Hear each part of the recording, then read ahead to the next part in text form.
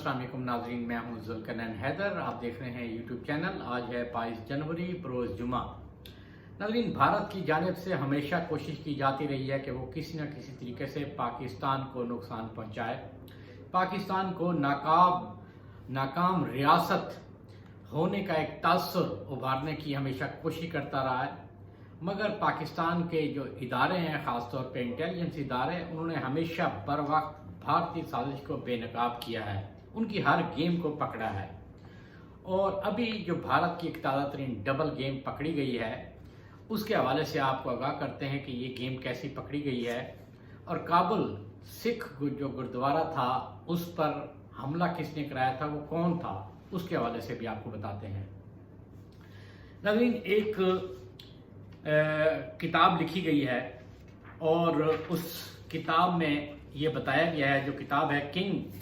College London में defence study के उस्ताद हैं अविनाश पलवाल,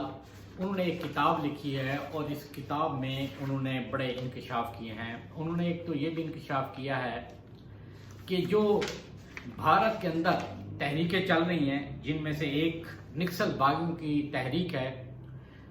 उसके मुकाबले में भारत ने दैश को सपोर्ट करने का फैसला किया है। उनको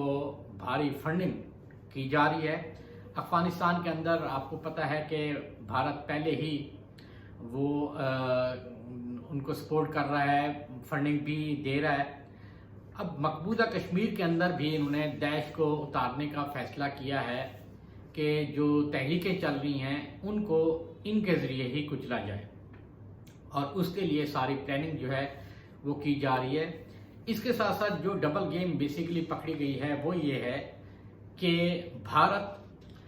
एक तो ये तासुर देने के लिए गेम बना रहा है कि पाकिस्तान नाकाम रियासत है, दूसरा अफगान अमन अमल जो है उसको सबूताज करने के लिए कोशिश कर रहा है। वैसे ये कहता है कि जी वो इस अमल के हवाले से साथ खड़ा है, मगर हकीकत ऐसी नहीं है, बल्कि वो इसको सबूताज करना चाहता है, क्योंकि उसे पता है कि अगर ये मुआहदा मुकम्मल तौर पे अमल दरामद इस पर हो गया तो पाकिस्तान में अमन आ जाएगा और ये भारत की शिकस्त होगी। उस किताब में वो ये लिखते हैं कि जी जो काबुल में सिखों के गुरुद्वारे हैं उस पर भी जो हमला कराया गया था, वो उसका जो मास्टरमाइंड था वो भारतीय था। यानी जो हमला करने वाले थे कुछ लोग, वो तो कुछ और थे, मगर सारा जो हमले की जो मनसूबाबंदी की थी वो बेसिकली भारतीय ने की थी, और उसके पीछे जो भारतीय खुफिया एजेंसी राह है वो मुलव्वस थी। और इस हमले का जो बुनियादी मकसद था वो ये था कि जी मुसलमान जो हैं वो सिखों के मजहबी जो जगह हैं, मकामात हैं, उनको निशाना बना रहे हैं ताकि वो पाकिस्तान के खिलाफ उठ खड़े हों। मगर आपको पता है कि सच्चाई सच्चाई होती है, वो हकीकत सामने आके ही रहती है, और हकीकत अब सामने आई गई है कि इस किताब में भी यही लिखा गया है कि हमला करने वाले भारतीय हैं। तो आप खुद अंदाजा लगा सकते हैं कि उनको कौन सपोर्ट करता है। ये ढकी छुपी बातें नहीं हैं, बहुत ओपन हो चुकी हैं और दुनिया जान चुकी है। और पहले ही पाकिस्तान ने बेनकाब किया है। जो एक इन्फो लैब की रिपोर्ट आई थी उसमें भी जो जाली एनजीओ बनाई गई थी, जाली साफ़ी बनाए गए थे, और उनका भी अब कलाकमा हो गया कि उनके तमाम जो अहदेदारान हैं जो एनजीओ बनाई गई थी वो मुस्ताफ़ी हो गए हैं, क्योंकि वो बेनकाब हो गए हैं। अच्छा जी, इस किताब में उन्होंने ये भी कहा है कि भारत ने मगरबी बार्डर के ज़रिए बलूचिस्तान और केपी में भी हालात ख़राब करने के लिए और वहाँ पर अदम इस्तेकाम पैदा करने की कोशिश में मसरूफ़ है। भारत ये चाहता है कि पाकिस्तान में फ़िरका वाराना फसादात कराया जाए।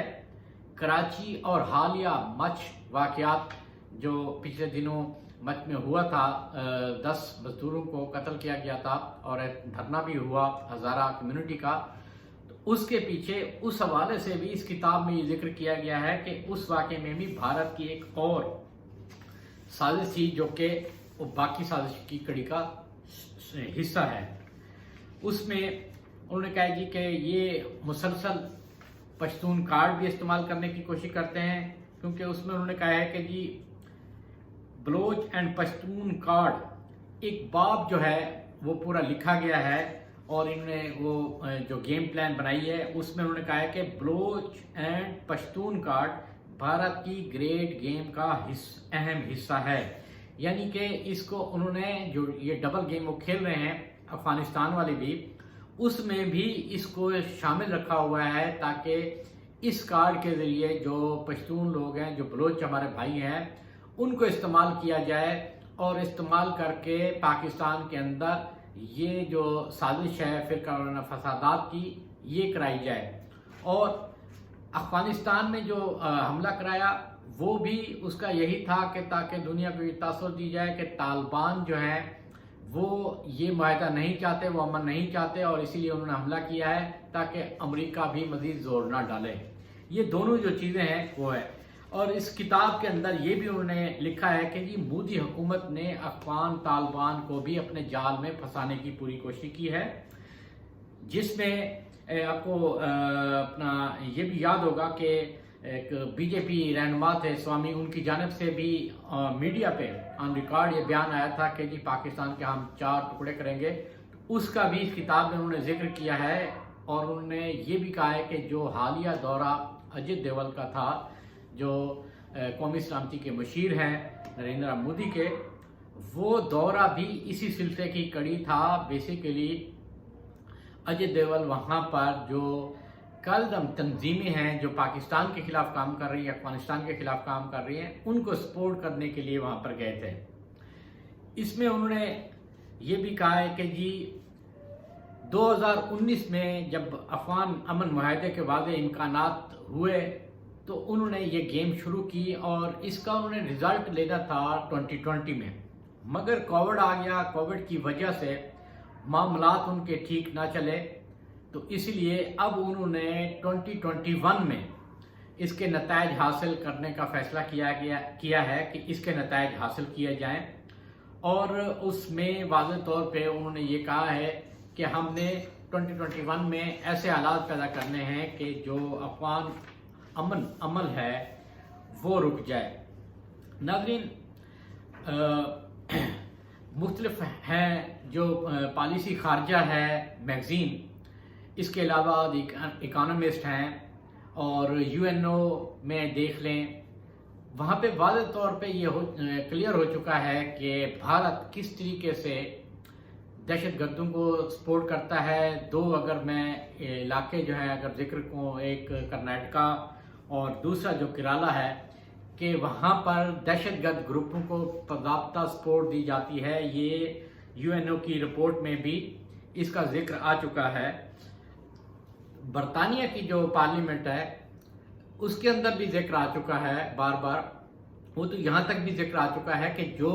بھارت برطانیہ سے اسلحہ خریدتا ہے وہ مقبوضہ کشمیر میں نہتے مسلمانوں کے خلاف استعمال کرتا ہے۔ ناظرین، یہ تھی آج کی ایک اہم ڈیولپمنٹ جو ڈبل گیم بھارت کی پکڑی گئی ہے۔ انشاءاللہ آئندہ بھی اس قسم کی خبروں کے ساتھ پھر حاضر ہوں گا، تب تک کے لیے اللہ حافظ۔